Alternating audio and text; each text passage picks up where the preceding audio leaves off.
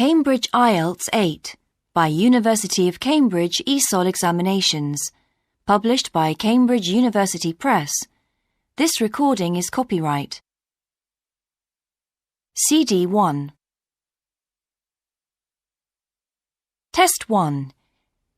You will hear a number of different recordings, and you will have to answer questions on what you hear. There will be time for you to read the instructions and questions, and you will have a chance to check your work. All the recordings will be played once only. The test is in 4 sections.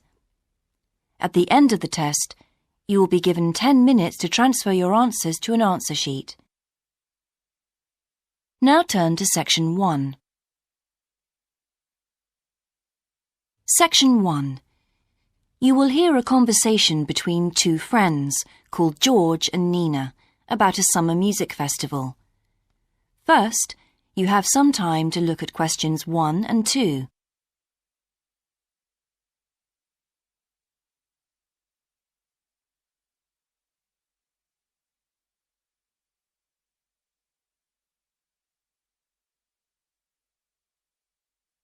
You will see that there is an example that has been done for you. On this occasion only, the conversation relating to this will be played first. Hi, George. Glad you're back. Loads of people have phoned you. Really? I felt just like your secretary. Sorry. I went into the library this afternoon to have a look at a newspaper and I came across something really interesting. What? A book? No, a brochure from a summer festival, mainly Spanish music. Look, I've got it here. George says that he found a brochure from a festival, so B has been circled as the answer. Now we shall begin. You should answer the questions as you listen, because you will not hear the recording a second time. Listen carefully and answer questions 1 and 2. Hi, George. Glad you're back. Loads of people have phoned you. Really? I felt just like your secretary. Sorry. I went into the library this afternoon to have a look at a newspaper and I came across something really interesting. What? A book? No, a brochure from a summer festival, mainly Spanish music. Look, I've got it here. Spanish music? I really love the guitar. Let's have a look. So what's this group, Guitarrini? They're really good. They had a video with all the highlights of the festival at a stand in the lobby to the library, so I heard them. They play fantastic instruments, drums and flutes and old kinds of guitars. I've never heard anything like it before. Sounds great. Okay, shall we go then? Spoil ourselves? Yes, let's. The only problem is there aren't any cheap seats. It's all one price. Well, in that case, we could sit right at the front. We'd have a really good view. Yeah, though I think that if you sit at the back, you can actually hear the whole thing better. Yes. Anyway, we can decide when we get there. Before you hear the rest of the conversation, you have some time to look at questions 3 to 10.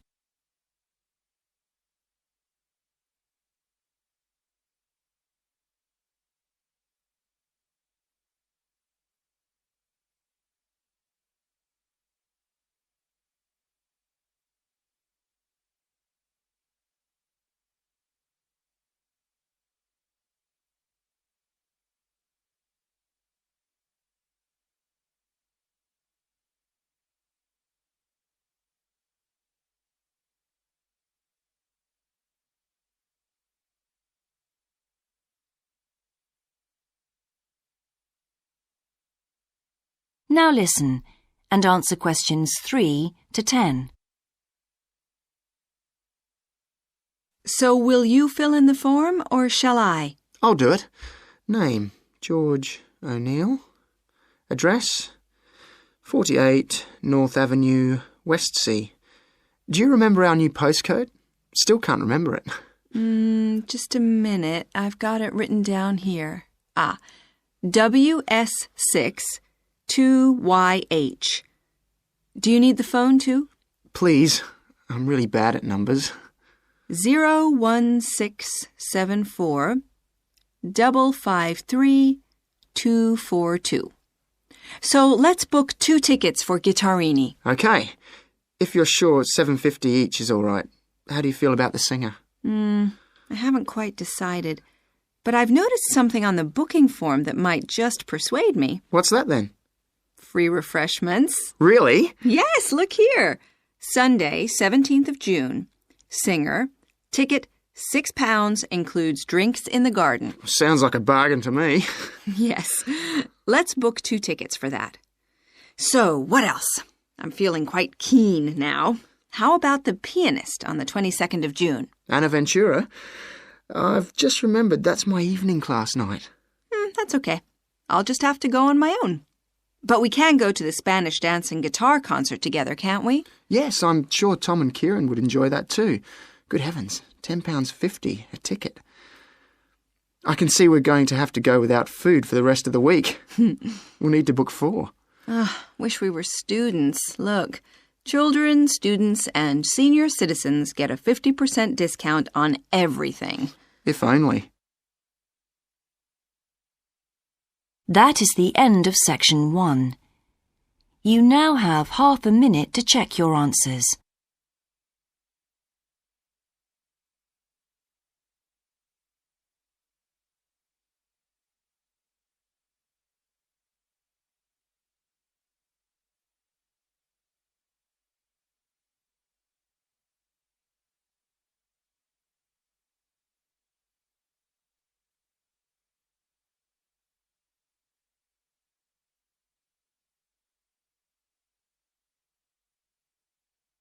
Now turn to section 2.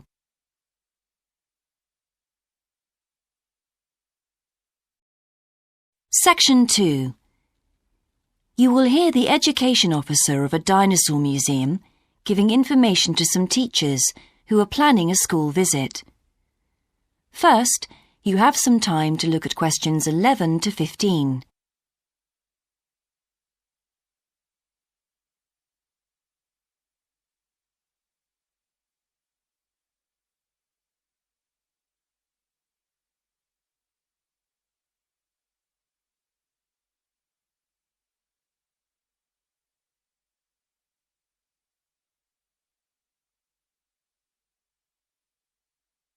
Now listen carefully and answer questions 11 to 15. Hello, and thank you for asking me to your teachers' meeting to talk about the Dinosaur Museum and to tell you a bit about what you can do with your students there. Well, let me give you some of the basic information first. In regard to opening hours, we're open every day of the week from 9 a.m. to 8 p.m. except on Mondays, when we close at 1:30 p.m. And in fact, the only day in the year when we're closed is on the 25th of December.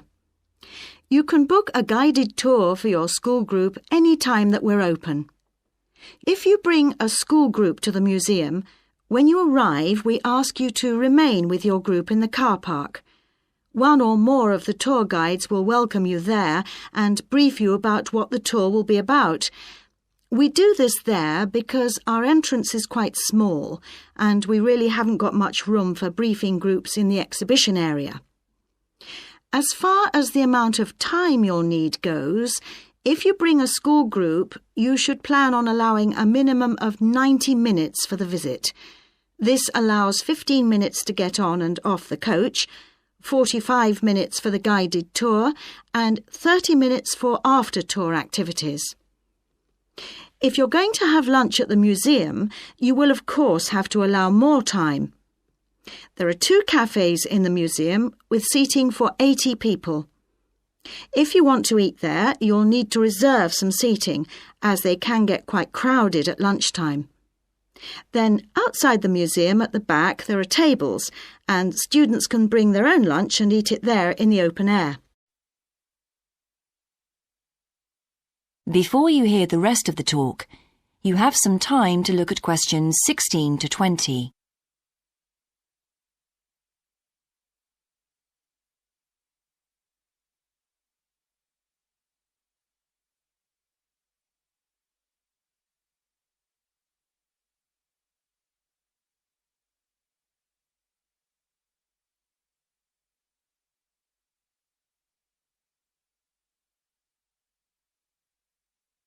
Now listen and answer questions 16 to 20.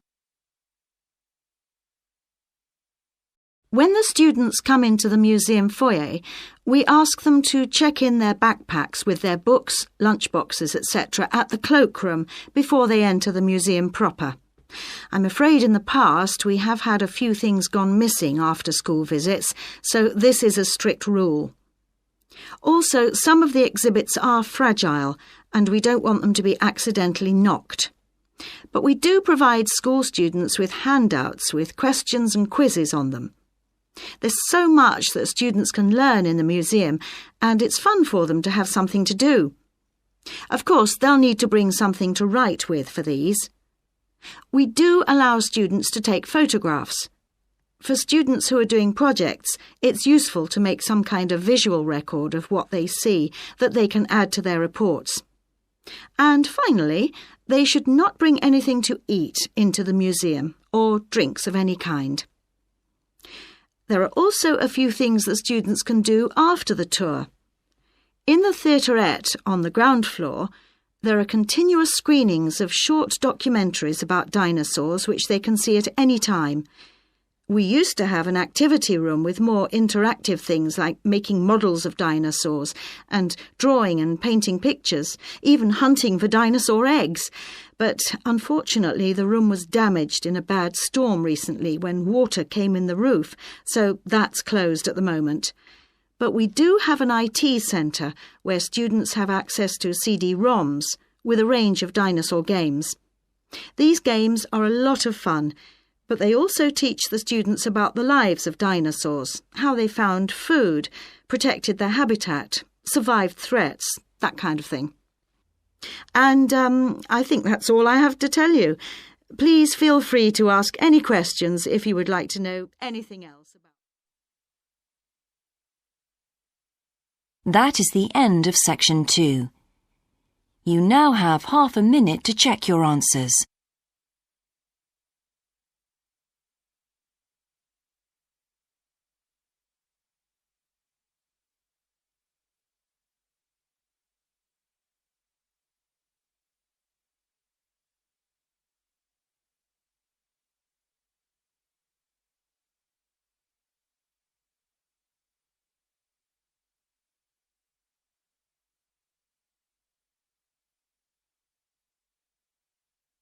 Now turn to section 3.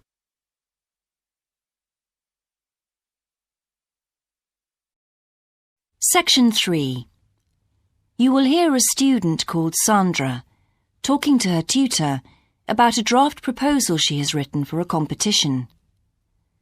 First, you have some time to look at questions 21 to 24.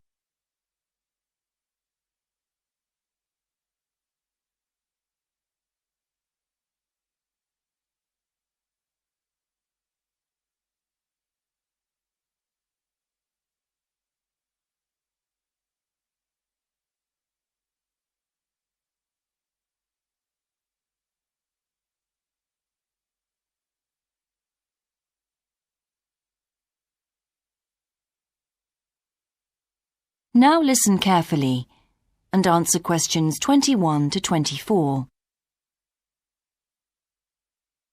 Right, Sandra. You wanted to see me to get some feedback on your group's proposal, the one you're submitting for the Geography Society field trip competition. Uh-huh.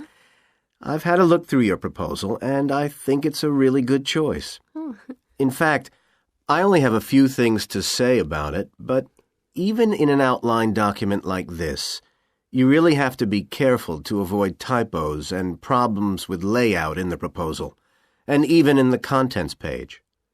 So read it through carefully before submitting it, okay? Will do.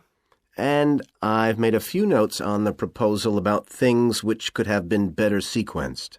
Okay. As for the writing itself, I've annotated the proposal as and where I thought it could be improved. Generally speaking, I feel you've often used complex structures and long sentences for the sake of it, and as a consequence, although your paragraphing and inclusion of subheadings help, it's quite hard to follow your train of thought at times. Oh, So cut them down a bit, can you? really? Yes, and don't forget simple formatting like numbering. Didn't I use page numbers? I didn't mean that. Look, you've remembered to include headers and footers, which is good, but listing ideas clearly is important. Number them or use bullet points, which is even clearer. Then you'll focus the reader on your main points. I thought your suggestion to go to the Navajo Tribal Park was a very good idea. No, I've always wanted to go there.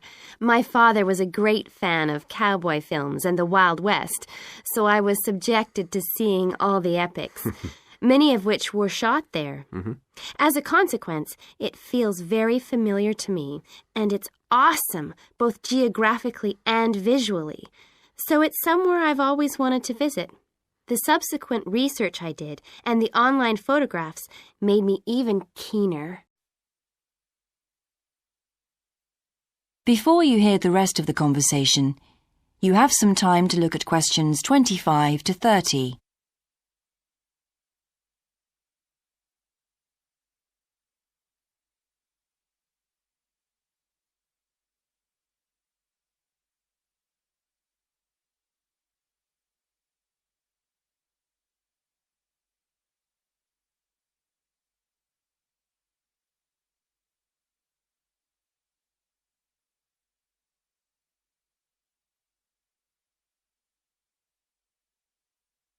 Now listen and answer questions 25 to 30. Interesting. Right, let's look at the content of your proposal now. Did you find it comprehensive enough? Well, yes and no. You've listed several different topics on your contents page, but I'm not sure they're all relevant. No? Well, I thought that from the perspective of a field trip, one thing I needed to focus on was the sandstone plateau and cliffs themselves. The way they tower up from the flat landscape is just amazing. The fact that the surrounding softer rocks were eroded by wind and rain, leaving these huge outcrops high above the plain. It's hardly surprising that tourists flock to see the area. Well, yes, I'd agree with including those points. And then the fact that it's been home to Native American Navajos and all the social history that goes with that. The hardships they endured trying to save their territory from the invading settlers. Their culture is so rich. All those wonderful stories. Well, I agree it's interesting, but it's not immediately relevant to your proposal, Sandra. So, at this stage, I suggest you focus on other considerations. I think an indication of what the students on the trip could actually do when they get there should be far more central, so that certainly needs to be included and to be expanded upon. And I'd like to see something about the local wildlife and vegetation, too. Not that I imagine there's much to see. Presumably the tourist invasion hasn't helped. Okay, I'll do some work on those two areas as well. But you're right, there's not much apart from some very shallow-rooted species. Although it's cold and snowy there in the winter, the earth is baked so hard in the summer sun that rainwater can't penetrate. So it's a case of flood or drought, really. So I understand. Now, before we look at everything in more detail, I've got a few factual questions for you. It would be a good idea to include the answers in your finished proposal, because they're missing from your draft. Fine.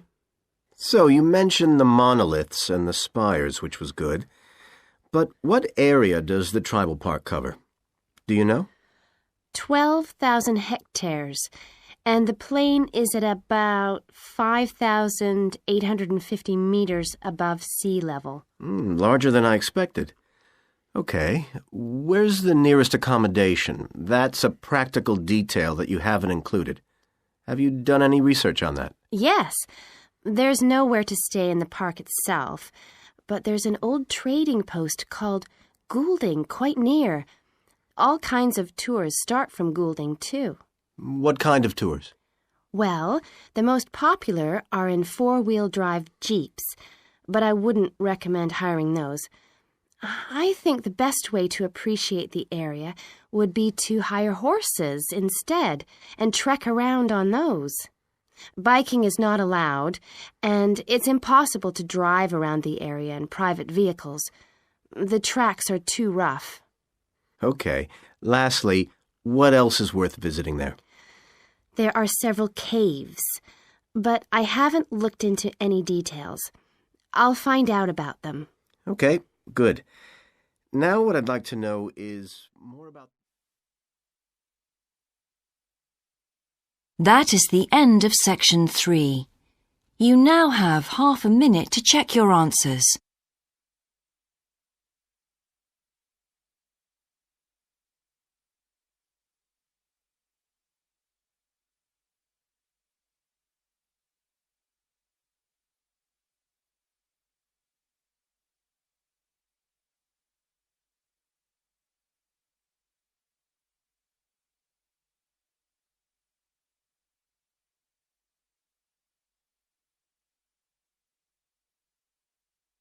Now turn to section 4.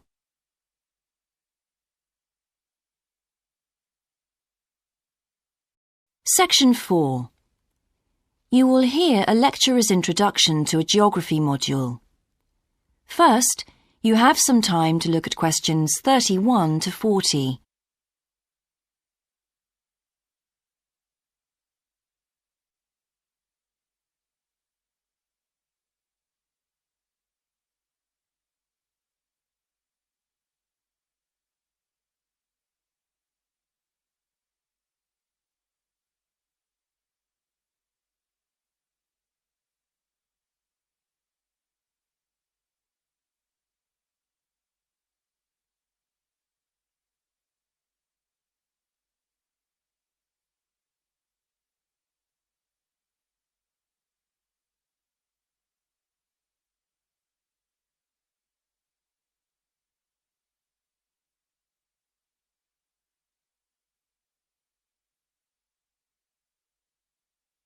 Now listen carefully and answer questions 31 to 40.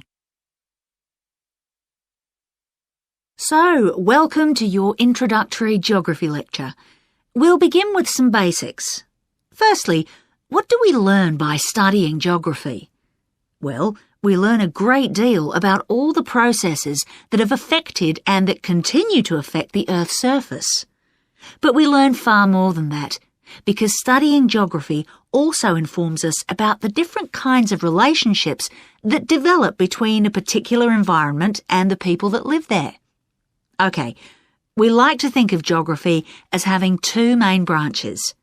There's the study of the nature of our planet, its physical features, what it actually looks like, and then there's the study of the ways in which we choose to live and of the impact of those on our planet. Our current use of carbon fuels is a good example of that. But there are more specific study areas to consider too, and we'll be looking at each of these in turn throughout the semester. These include biophysical geography, by which I mean the study of the natural environment and all its living things. Then there's topography. That looks at the shapes of the land and oceans. There's the study of political geography, and social geography too, of course, which is the study of communities of people. We have economic geography, in which we examine all kinds of resources and their use, agriculture, for example. Next comes historical geography, the understanding of how people and their environments and the ways they interact have changed over a period of time. And urban geography, an aspect I'm particularly interested in, which takes as its focus the location of cities, the services that those cities provide, and migration of people to and from such cities. And lastly, we have cartography. That's the art and science of map making. You'll be doing a lot of that. So, to summarise before we continue, we now have our key answer.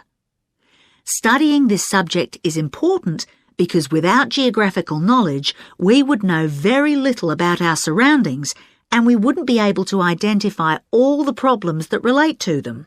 So, by definition, we wouldn't be in an informed position to work out how to solve any of them.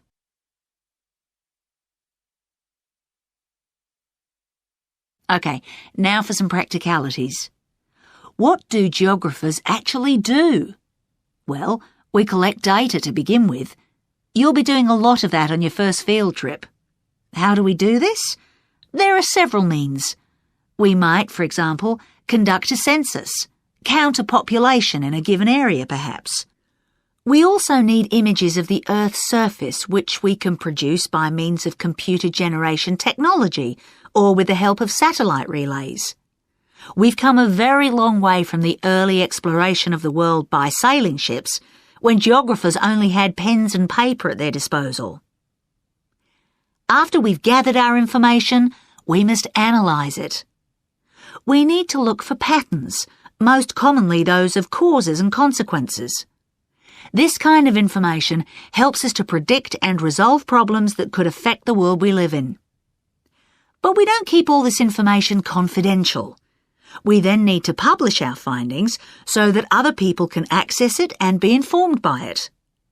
And one way in which this information can be published is in the form of maps. You'll all have used one at some stage of your life already. Let's consider the benefits of maps from a geographer's perspective. Maps can be folded and put in a pocket and can provide a great store of reference when they're collected into an atlas. They can depict the physical features of the entire planet if necessary, or just a small part of it in much greater detail. But there is a drawback. You can't exactly replicate something that is three-dimensional, like our planet, on a flat piece of paper, because paper has only 2 dimensions. And that means there'll always be a certain degree of distortion on a map. It can't be avoided. We can also use aerial photographs, pictures taken by cameras at high altitude above the Earth. These are great for showing all kinds of geographical features that are not easy to see from the ground. You can easily illustrate areas of diseased trees, or how much traffic is on the roads at a given time, or information about deep seabeds, for example. Then there are Landsats. These are satellites that circle the Earth and transmit visual information to computers at receiving stations. They circle the Earth several times a day and can provide a massive information. You'll all be familiar with the information they give us about the weather, for example. So what we're going to do now is look at a short presentation in which you'll see all these tools. That is the end of section 4. You now have half a minute to check your answers.